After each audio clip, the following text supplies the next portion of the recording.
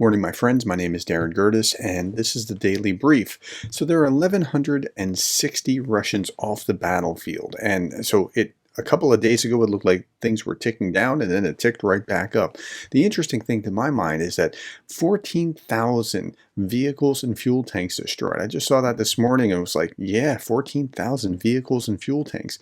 That's pretty amazing that this many things have been destroyed. But again, it is day 754, something like that.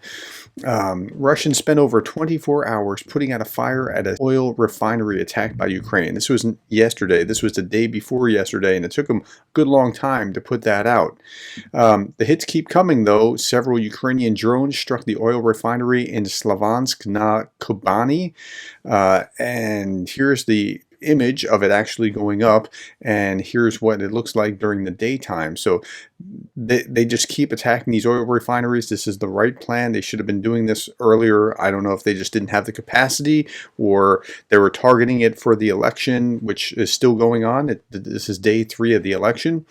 So Ukraine dismisses a Russian claim about killing hundreds of Ukrainians with this vacuum bomb, after Russia claimed on March 16th that it killed up to 300 Ukrainian soldiers using a so-called vacuum bomb. A spokesperson for the military intelligence of Ukraine told CNN claims were absolute nonsense and propaganda. But they make stuff up all the time, so I can't really believe what the Russians say when the Russians say things without proof. Okay, Ukraine updates. Moscow says it says 35 Ukrainian drones were shot down. 35, I believe that 35 were actually sent out. That 35 were shot down, I don't know that I believe. They take shot down to mean it hit the refinery or something along those lines.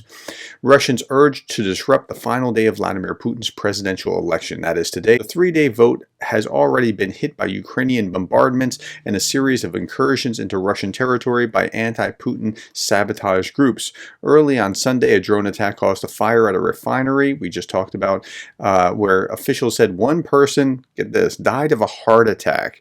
It's like they can't ever admit anything at all. Like, maybe that's what happened today, but it's strange credulity to think that this is the kind of thing that happened each time. It's like nobody's hurt, they knocked down everything, one person died of a heart attack. It's really amazing to watch.